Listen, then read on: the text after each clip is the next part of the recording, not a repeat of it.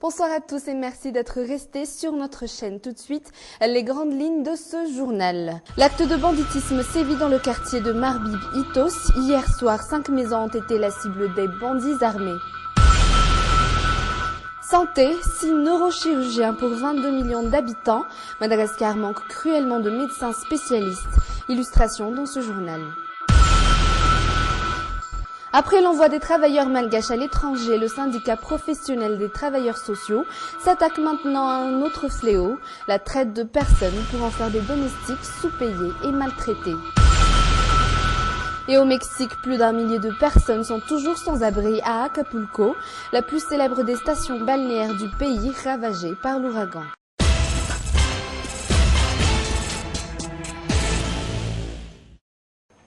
Les résultats du baccalauréat seront connus demain matin à 5 h pour Antananarivo. La délibération a eu lieu ce jour à 1,4. Sous la note délibératoire a été fixée à 9,5 sur 20 cette année. Apparemment, le taux de réussite pour la série D est très bas. Par ailleurs, le salaire des vacataires a été payé ce jour même, selon les informations recueillies vers la fin de la journée. À la page insécurité, 5 maisons ont été attaquées par des bandits armés hier soir du côté de Marbib-Itos. Les habitants suspectent certains d'entre eux comme étant derrière ces attaques. Aujourd'hui, Marbib est devenue zone rouge. En matière d'insécurité, ces habitants réclament également la mise en place d'un poste avancé pour stopper ces attaques à main armée. C'est un reportage de Mampiuna Ravalsan sur les images de Yves Janel.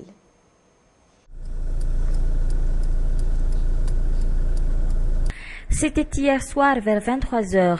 9 bandits armés attaquent 2 maisons dans ce quartier de Marbib. 5 d'entre eux s'introduisent dans cette épicerie. Je les ai aperçus en train de forcer la fenêtre. Ils m'ont menacé de tirer si je ne leur laisse pas entrer. Une fois à l'intérieur, ils me somment de leur donner de l'argent. Ici, il n'y avait pas moins de 7 millions de francs. Ils ont aussi raflé tout ce qui est bijoux de valeur, comme l'alliance de ma femme et un collier même pas en or de ma fille.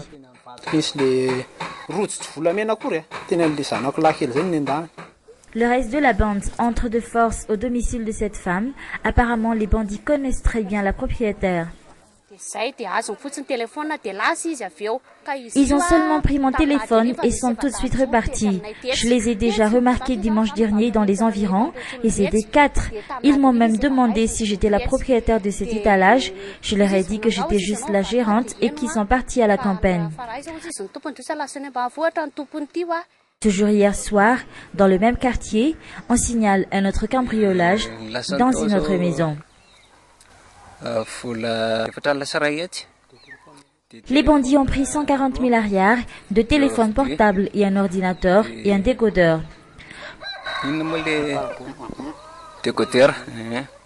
Coïncidence ou est-ce une stratégie bien ficelée mise en place par les bandits? En tout cas, l'équipe mobile de vigilance n'a pas travaillé hier soir.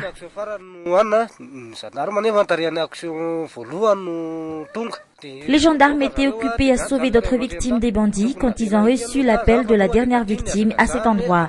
Nous suspectons fortement certains habitants du quartier comme étant derrière ces actes de banditisme, car nous avons constaté qu'une fois le comité de vigilance mobile cesse de patrouiller la nuit, les attaques et les cambriolages reviennent en force.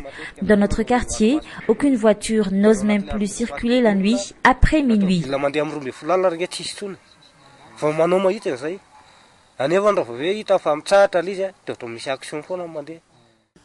Les bandits attaquent aussi cette maison peinte en bleu, mais c'est peine perdue. Ils n'ont pu rien apporter.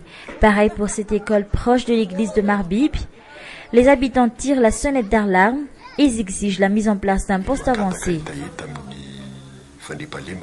Avant, il y avait des éléments des forces de l'ordre dans notre quartier, mais à cause de l'effectif réduit de ces agents, ils ont été affectés dans d'autres quartiers d'Itos. C'est pour cela que nous souhaitons avoir un poste avancé pour qu'au moins nous puissions rester en contact permanent et rapide avec les forces de l'ordre.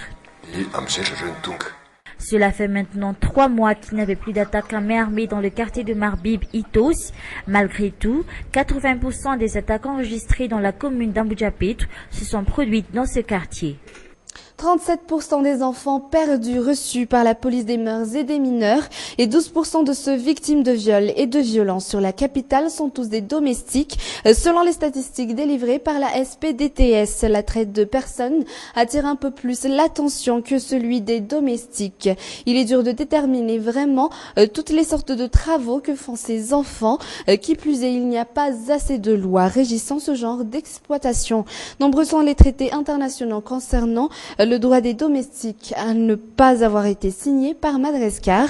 L'atelier initié par le SPDTS est un atelier visant à inciter tous les partenaires à réagir face à l'exploitation des mineurs afin d'en faire des domestiques dans le cadre du projet financé par l'Union européenne. Après cette séance de sensibilisation, ils passeront de suite à l'acte.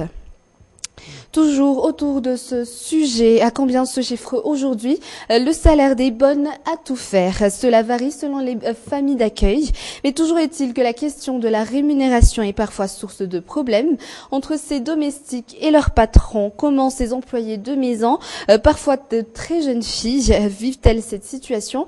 Nous avons rencontré l'une d'elles. C'est un portrait signé Anna Muriel sur les images de Nzara Ranjiansou. Cela fait 1 an que Narinja travaille comme domestique. Elle était encore mineure quand elle a travaillé pour la première fois. C'était à Materna Tsirabe, il y a 1 an de cela. Elle n'a pas duré dans ce premier travail. Elle avait beaucoup trop de travail. Toutefois, il n'y avait aucun problème quant à sa rémunération. Je n'ai pas supporté travailler dans cet hôtel. Ce n'était pas bon pour ma santé. Je ne dormais que vers 1h du matin. Quelquefois même, je ne dormais que quelques minutes. J'ouvrais les yeux et c'était déjà le matin. Il y avait un intermédiaire entre moi et mon patron. Mon salaire était de 35 000 ariary. Après cela, elle a été conviée à travailler ici, à la capitale. Même pas 1 mois chez son nouveau patron, Narinja est accusée de vol. Quand j'ai voulu partir, ils ne m'ont pas donné ma paie. Et en plus, ils m'ont accusé de vol. Mais je n'y étais pour rien. Le salaire était le même, 35 000 ariary, un salaire que je n'ai même pas reçu.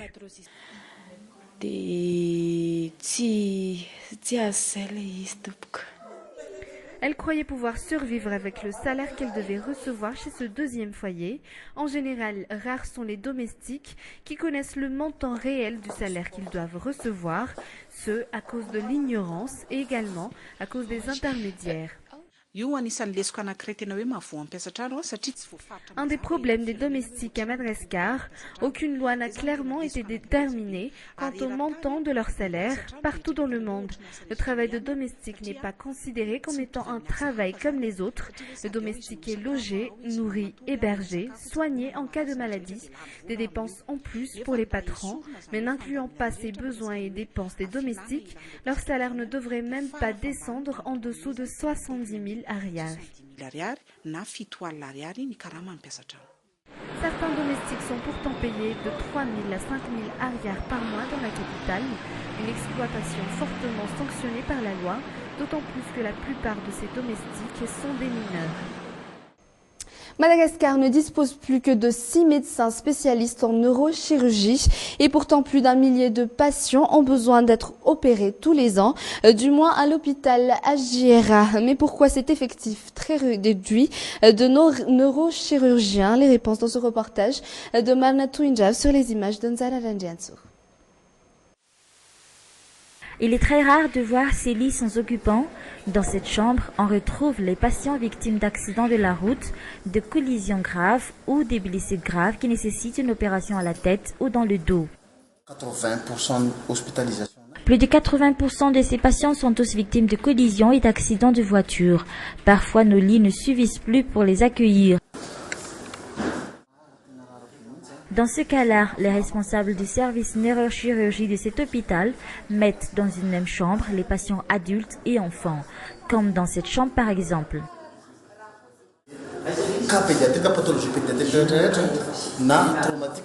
Ici, c'est la chambre des enfants ayant une malformation ou une tumeur bénigne.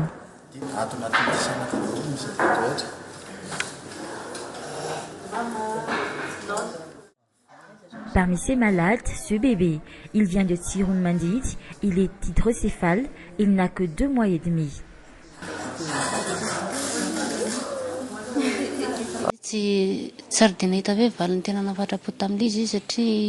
On nous a dit que cela est arrivé à cause des médicaments qu'on lui a donnés.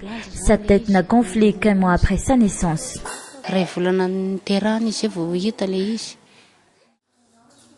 Tous ces patients attendent d'être opérés. Et pourtant, Madagascar ne dispose que de 6 neurochirurgiens. Parmi ces rares médecins spécialistes, le docteur Clément. À eux seuls, ils ne pourront pas prendre en charge tous ces malades. C'est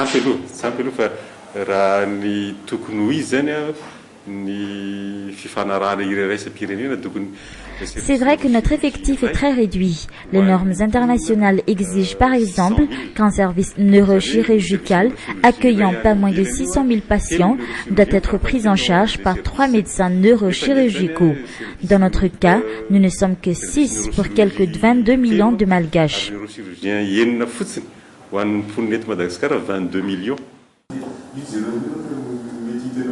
Dans les facultés de médecine d'Antananarive et de Mahajang, seule une minorité d'étudiants sont reçus pour suivre des études en neurochirurgie.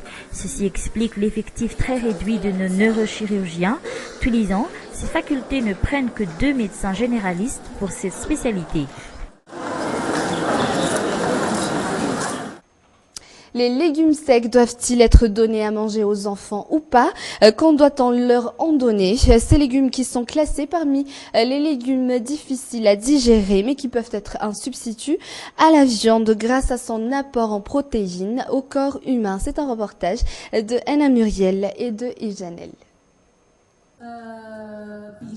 Un bébé ne doit commencer à manger des légumes secs qu'à partir de 15 mois ou 1 an et demi, selon les médecins. Les légumes secs sont difficiles à digérer, raison pour laquelle les parents hésitent à en donner à leurs enfants. Je pense que c'est à partir de 1 an et demi qu'on doit leur en donner. C'est très riche en protéines, comme les haricots par exemple. Moi, je pense que c'est à partir de 7 mois. Je n'en suis pas sûre. Je ne connais que les nourritures à donner aux enfants de moins de 6 mois, mais je pense qu'on peut leur en donner, mais pas beaucoup. Toutes sortes de légumes peuvent être donnés aux enfants, mais rares sont les parents à savoir comment faire manger bébé comme il se doit.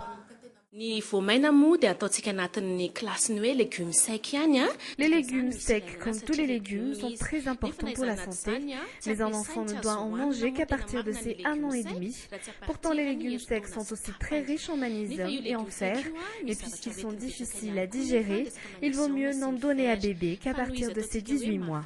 On peut également en mixer avant de leur en donner.